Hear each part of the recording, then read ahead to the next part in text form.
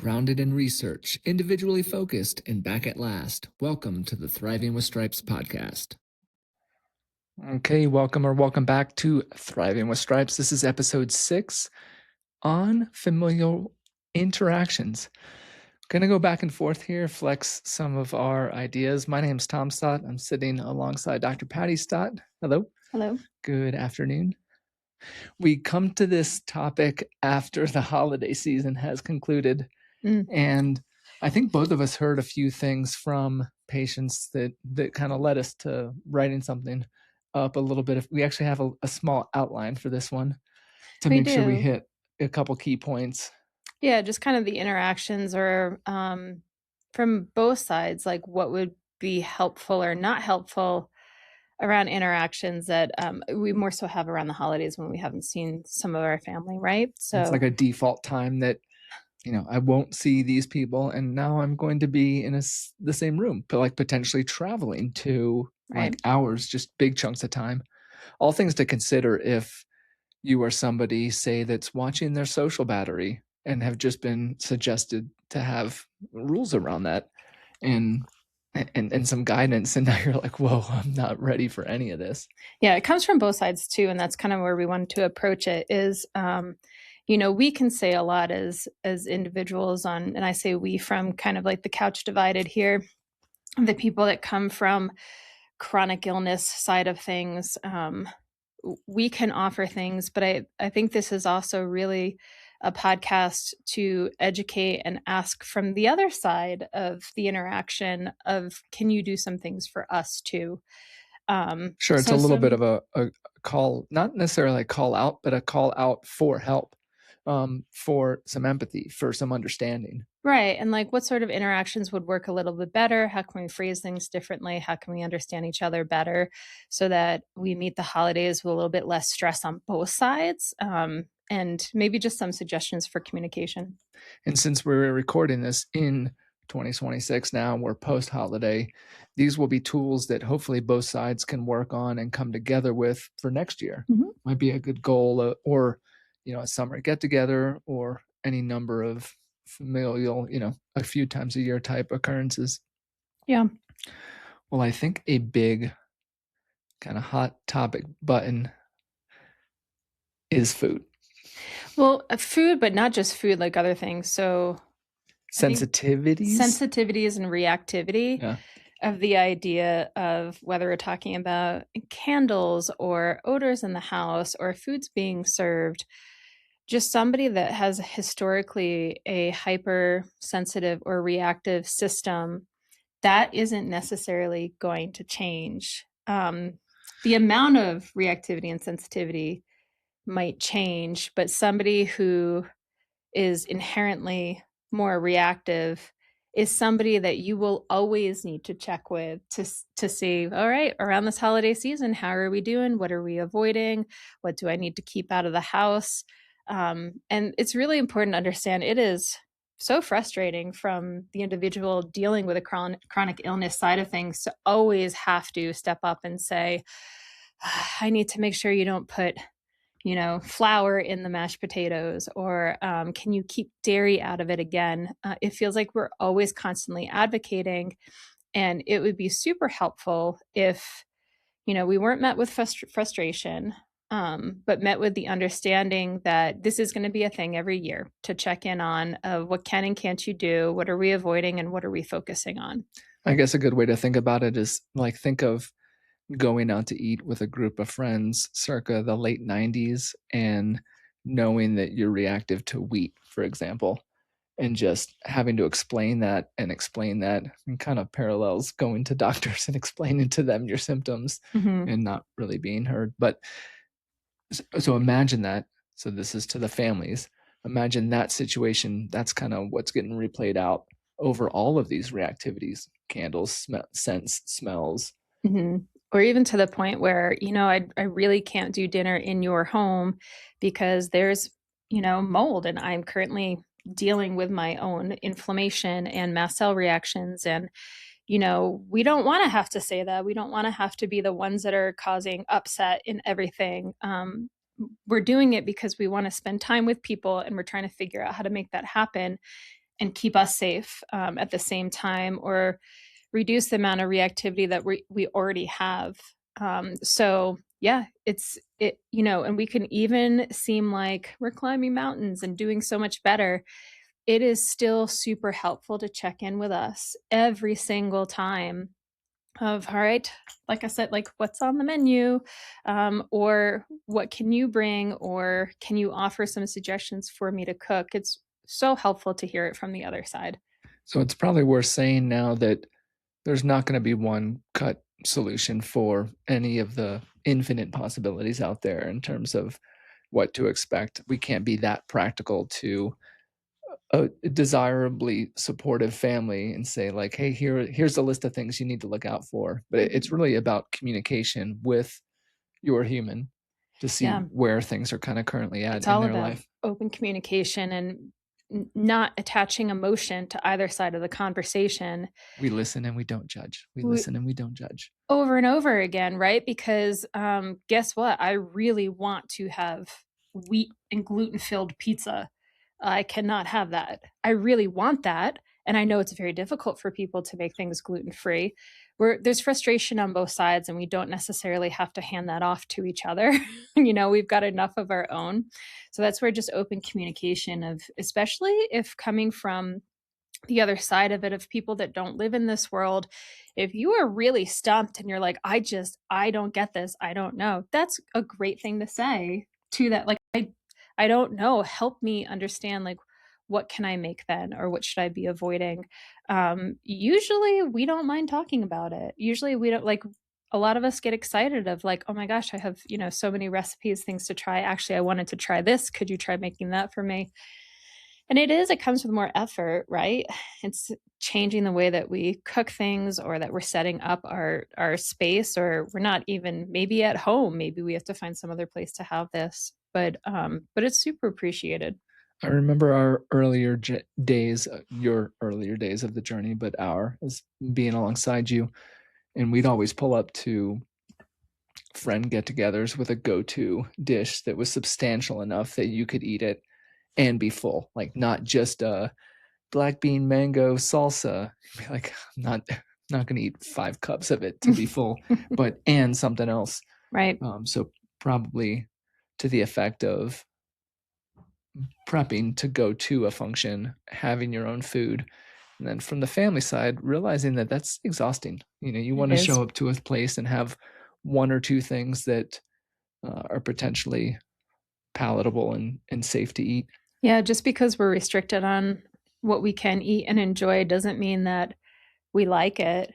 A lot of us miss a different option. So again, it's helpful when we collaborate.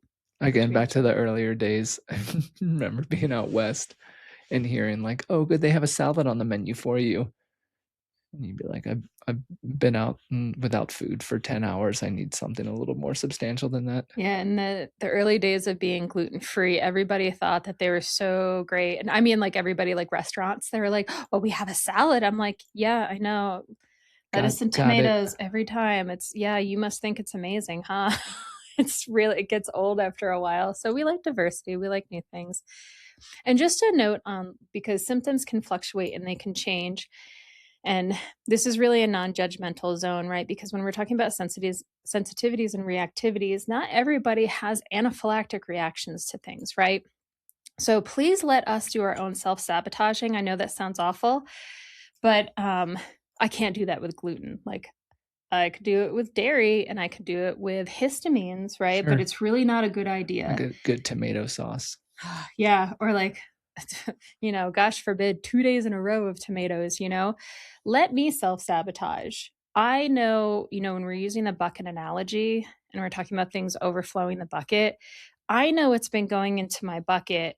I might know that I could do a little bit of this here and I'll still be okay. Or I don't care and I want to take the blame. What I don't want is somebody else to give me things that are a known trigger. And I know that can sound ridiculous to some people out there, but it happens. Sometimes we self-sabotage, but we just don't want other people to do it for us, right? So let us be in charge of our own mistakes in that way. So I'm just saying, please don't judge if you're wondering, like, why is she asking for no tomatoes? I just saw her eat pizza yesterday.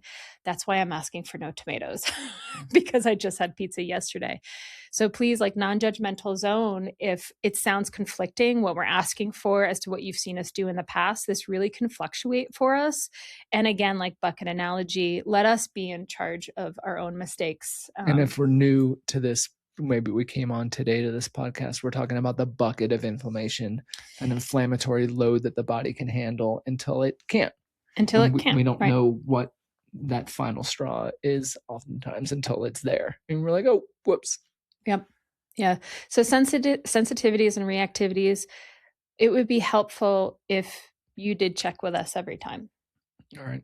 We're just reactive people, and we don't know what that's going to look like on any given day. So we'd really appreciate if you did check in every time and not assume because we look better that it means that you can give us more of stuff that is on the typical menu. Please always check in with us. It's really and kind helpful. of in these hypotheticals, we're talking like a get together for a New Year's dinner or something big where you don't generally see the people frequently enough to know these things. So yeah, a quick little check-in. Let me know where things are at, what's landing for you, what's not. Yeah. A little bit easier to predict if there is a little bit more regular occurrence. Like, hey, I haven't seen you eating at any of the, niece and nephew birthday parties. Is that for a reason? You're like, yes. Yeah. Mm-hmm. Okay. All right. Want to talk about a little bit more on the relationship side of things when there's been not necessarily wrongdoing isn't the right word I'm looking for, but maybe a rift. Yeah. Like a rift in the understanding of what's happening, I think, for some people, whether it's directly related to the condition that we're talking about, or like chronic illness or health status. It usually begins with a misunderstanding or a lack of understanding. Yeah. Unless you live at its it, core. yeah, right? You don't know what this is like, and it's really hard to understand.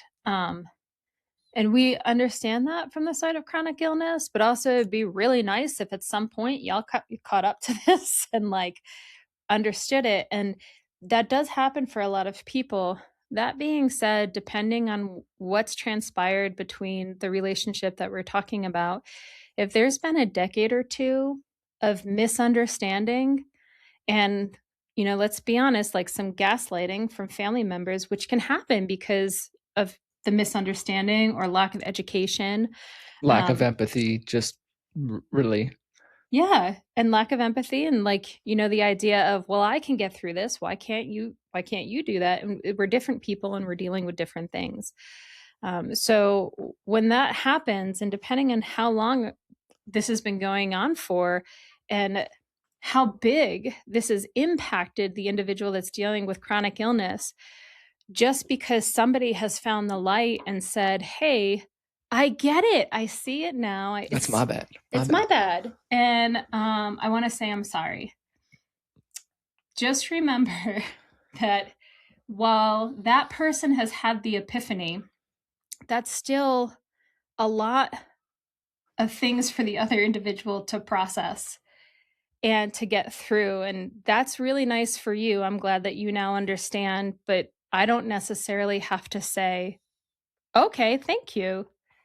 And like poof, magically have this great relationship, because a lot of us are dealing with, the judgment that comes with it, internal and external, like what we feel like people think about us, and internally what that's made us think about us for, years and maybe a lifetime, depending on some relationships. So while we appreciate that people come to the light at some point and realize that what we're dealing with and can finally show some empathy for us, it doesn't necessarily mean that we have to accept the apology. There's a lot that we're dealing with on our side of what's been happening.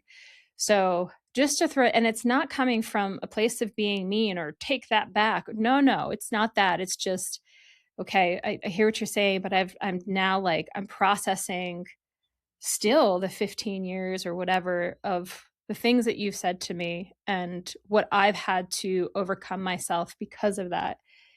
and this is going to take me some time. Well, I mean, just from a, like, not an empirical standpoint, but like just an overarching standpoint, imagine if you felt somebody kind of wronged you and it was just a recurring thing. Like, you'd put up some pretty stiff walls. Like, get into that mind space for a moment where any like takeaway from that grievance 15 years later, there's a lot of bitterness that sits there, and just an immediate lift of that bitterness would almost be betraying yourself. Like, to do it, like, you got to understand it's got to be something built over time and earned back. Yeah, I like how you put that. I wouldn't even say bitterness. I think what you said is like building up the walls, like our protective barriers that we built up, like we built them for a reason because of what was done to us. So they become so thick and so patterned that, again, just hearing an apology does not bring those walls down. But over time, and again, actions speak louder than words for a lot of people out there, but the words do help in this case. But keep showing us then. Keep showing us. And, over time, the border might become a little bit thinner, but this is something that's been patterned as a protective mechanism. It's hard to bring down, it's hard to put up those walls. It's hard to bring them back down again. Sure. I think, like, if you were to say, imagine this, how did you see this going in your mind? If you said, I'm sorry, was I immediately gonna be like, my gosh, I've been waiting for that? Maybe. That makes me feel good to hear you say that, maybe also. And cool, not ready to forgive you or formally have that conversation. Probably a good parallel to draw to somebody is, imagine you are trying to earn somebody's trust. And let's just keep these pretty, like, two people that have had some little T traumas and they're stressed and anxious adults. Not adding in, let's even take away a chronic illness for a moment. Just imagine two people. And in this situation, if one says to the other, hey, you should come with me this way, trust me. Is there anything that you're like, oh, well, they said those two magic words, I totally trust them now? You're like, no, that sounds ridiculous. That's almost as ridiculous as your expectation to be forgiven immediately for the apology when you haven't shown up, and those layers haven't been gently deconstructed. Right. And I will say that it is, put it this way, it's something to hear that's along the lines of a positive potential future. Keep going. Keep showing, because you've got to build up, like you said, you've got to build up trust over time after something like that happens. And again, we typically do appreciate the gesture. It's just that it's not that easy to just turn over and, like, it's pattern. We're patterned beings. Yeah. So let's go on the extreme side of things now. And oftentimes family members are inflammatory. Like, you have dietary restrictions or things that you are sensitive to right now, and that's negatively impacting my holiday and my Christmas dinner, or whatever the case is. Yes. Yes. We don't necessarily need to know how our chronic illness affects other people. You kind of know. Most of us constantly are thinking about it all the time, of how we are affecting other people and how we're bringing things down and how we're like, we could be doing this and we're not. Like, we're usually thinking about that. We don't need additional people reminding us. And I'll tell you, the holiday is not a place for that. That's a place for either that family member's mental health practices, or, going into a session together with family mental health services and, talking it out with a therapist all together. And as the holidays, I know, just because so much comes up, right? It's a time of family and being together and haven't seen people in a long time.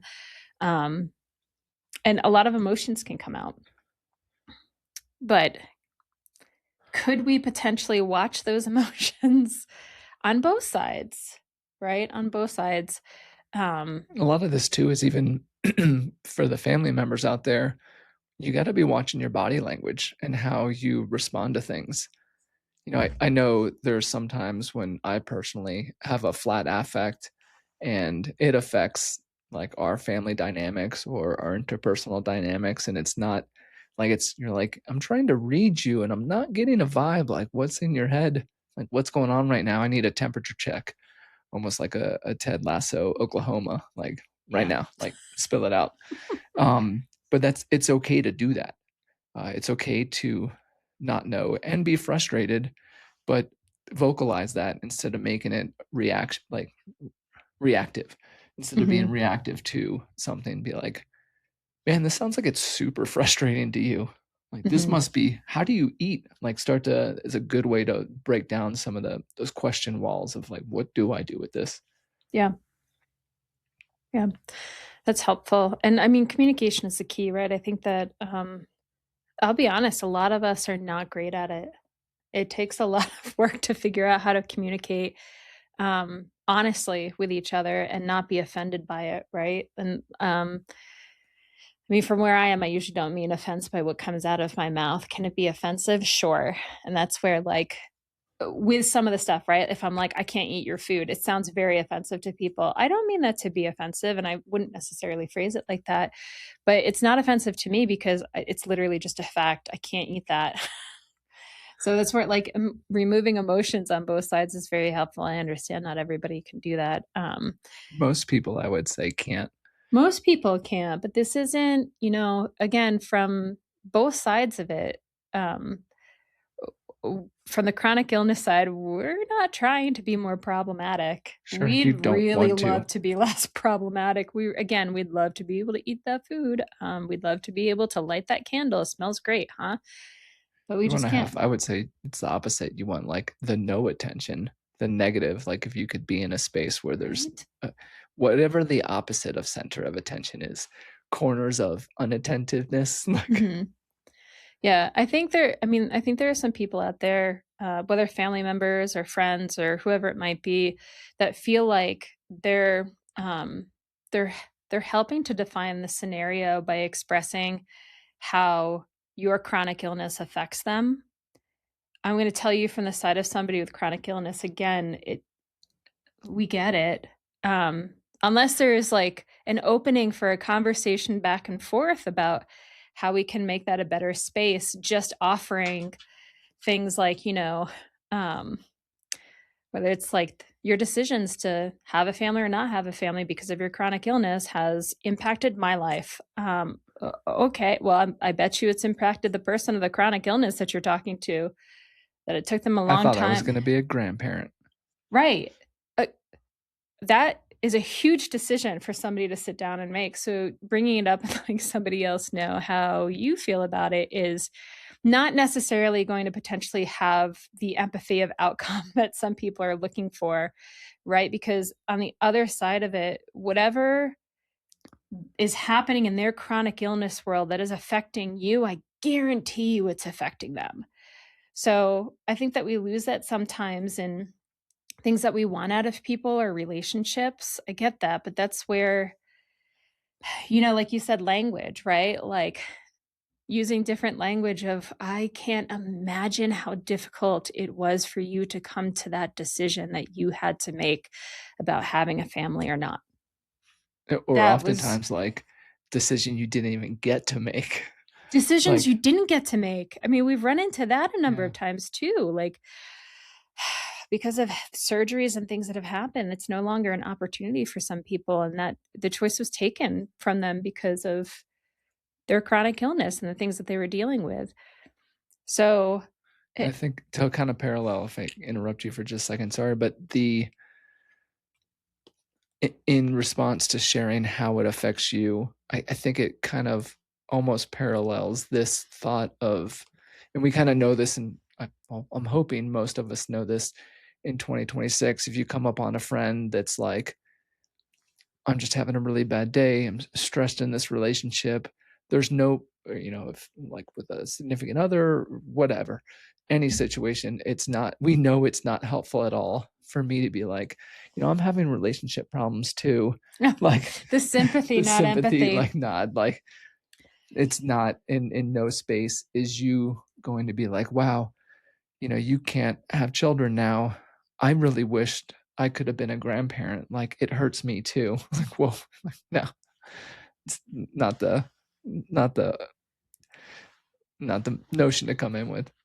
Yeah, sympathy is not progressive. Like, if you're looking for progressive work towards something, especially like an emotional stability, sympathy is not the way empathy is. It's very different. Sympathy is something that, even that, like you said, like when you try to tell a person, oh, I know exactly how you feel because you pull the story immediately away from them and what they're dealing with. And no longer are they the focus of what we're talking about. Now we're talking about, you and your problems. And that's not empathy at all. Empathy is, I hear you. I hear what you're saying. I see you. And it's really hard for the majority of the population out there. But if, especially coming from like the relationship side of it, and I understand that chronic illness affects other people. A lot of us do understand that. But can you pause on the moment that you want to say, oh, I know because, can you pause on that and try to fill it in with something that, instead of switching the story to you and how you feel, that makes us feel heard and validates what we just said? Well, that's a perfect segue to like this thought I was having as you were speaking there, because what do you think the purpose of that, and this goes out to if you live, or family or significant, whatever, if you have somebody in your life with chronic illness, if they share something like that with you, what do you think the point of them sharing that with you is? Was it to get a comeback report on how you're doing that day? Like, I slept terribly. Did you want my report also? And we're just going to compare reports? Or are they trying to tell you, I slept terribly, I'm probably a little edgy today, nervous system a little bit dysregulated, I need you to bring it down here. What, at any time something is shared, there's probably a reason to it. So I'd question, what is that reason before you respond or articulate how you're doing. Yeah, not everybody is looking for the me too response. I don't know if anybody is. Well, I think some people are looking to, with certain things, right? Maybe like validation sure. in, like, you're not crazy. I've experienced that before too. You think like a chat internet forum, like, hey, I don't need advice, just let me vent for a second. Yeah. And like chime in if you've had a similar experience, like in that setup. Yeah. So I think, some people do appreciate sympathy in that respect, but again, it's not necessarily progressive. It's not going to get us out of whatever we're feeling and we're trying to work towards. It's empathy that will do that. It's being heard and recognized and holding space for, cool, what's the solution oriented thing that we're going to do? If I heard what you just said, you didn't get sleep last night. Okay. What can we do to help that out? Do you need to go horizontal for a little bit before we get to dinner? So yeah, sympathy and empathy, that's a whole topic we could talk about for like a full day. That's tough in this world. Sure. In terms of this topic and family, a couple suggestions that I kind of jotted down before for things to say, to tease out some information, is like a broad statement of like, I'd like to have something that you can enjoy. Can you give me suggestions on what is a trigger for you right now? And especially on the more like quarterly or monthly visit or yearly, annual, like I go back home for Thanksgiving, just a brief refresher on what things in general are you more reactive to? Anything else that you can think of from your side of things in terms of lines of questions or topics to discuss that feel a little bit more neutral and not accusatory of? Well, I think actually what you just said, like topics, I think that's actually, especially if you have a larger group joining, is before going in, like if there are certain things that you do not want brought up, I'd say, like, just get it out of the air before you go. Like, ask people, hey, like, I really don't want to talk about this. If we could leave this off the table, I'd really appreciate that. And then to have the respect from the rest of the group, to help out with that support. That's something that people could do as well, especially if there are topics that we don't want to talk about. And it actually could be our health, right? Like, I just want to go be a normal ass person for a little bit. Yeah, don't ask me about it. We can talk about it on another day. But let's talk about all of the things that I need to prep me beforehand. And then, so I think like preparing like that, especially like I said, for bigger groups is super helpful. Let everybody know, like, hey, let's not talk about the injections that so and so had a couple weeks ago. They're still getting through it. They just don't want to talk about it right now. And then really from the other side of things, and from that conversation that we had of, we don't necessarily need to know your feelings on things. And I know that sounds kind of harsh, but as we're having conversations, if you do hear complaints from an individual that seems to be complaining a lot about chronic illness and things that they're dealing with, can we change our language to make them feel more heard? So rather than offering the me too, or, oh my gosh, yes, I know everybody is dealing with stuff like that, is again, like, pause for a moment, make them feel validated. And then is there anything that we can do to hold space so that they feel like they're, again, no sympathy. Sympathy is not helpful, especially when we're like face to face interacting with people. And again, we know the holiday stirs up a lot of emotion, but please try to refrain from bringing up how somebody's chronic illness negatively impacts you. it's I mean, that's tough, right? We know it's tough for other people, but gosh darn, to hear that, like, it's soul crushing. It's soul crushing to hear that not only are we dealing with something that affects every aspect of our life, that now we've started to affect others, which isn't our responsibility. Sorry, it's not. Can we affect other people? Yes. Can we get cranky and, start to bleed out into relationships? We can do that. And we're dealing with a lot. So again, a little bit of empathy and understanding would be helpful. Probably goes, I think of early in school and working with people, and there was it's almost like a sub, like close and second golden rule in medicine, right? Is to not define a patient by their diagnosis. And it's not your knee patient, or it's not your like ACL patient, that it's your patient with a recent ACL construction that you're trying to help them rehabilitate. And I think it's all too easy in the chronic illness world to, be like, it's Steve, or before that, like, it's chronic illness and Steve, like, then it takes precedence before the person. And that comes up because so many, as kind of with my coaching hat on, I get down in an appointment to talking about a couple goals, like, what do you want to do?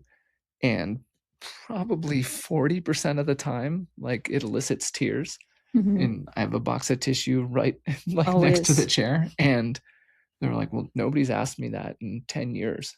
I'm like, okay, well, let's start putting that hat on and figuring things out. Is it all people, or people first before they have whatever they're dealing with?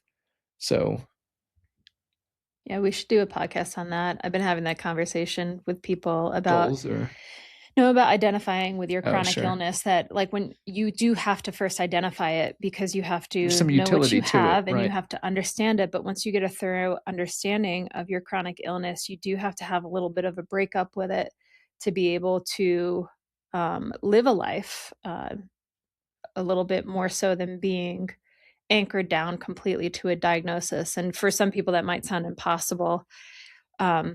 It sounds it, but sometimes it's just some micro shifting. Again, it's how we identify with things. But in order to healthily progress through that, like, yes, we do have to find some de-identification, and again, ways back to like who we are as a person deep down inside, first and foremost, and the understanding that we also come with these things, yes, but they're no longer like leading the way for us. Right.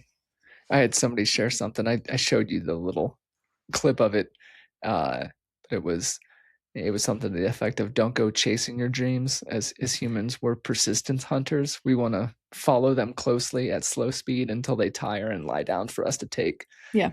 And that's kind of the mindset in the space of chronic illness we need to have, is like, hey, we're not chasing big things. We're going to get there in a manner that's going to be approachable and doable. Yeah. But let's have those talks about those things to make you feel a little bit more like an actual human. Yeah, absolutely. All right, well, that's probably a good place to set this down. We'll be back next time. Thank you for joining in on episode 6. As usual, if you have questions or comments, fill in below, send us an email, and that'll wrap it up for today. Thanks, Dr. Betty. Thank you. Take care.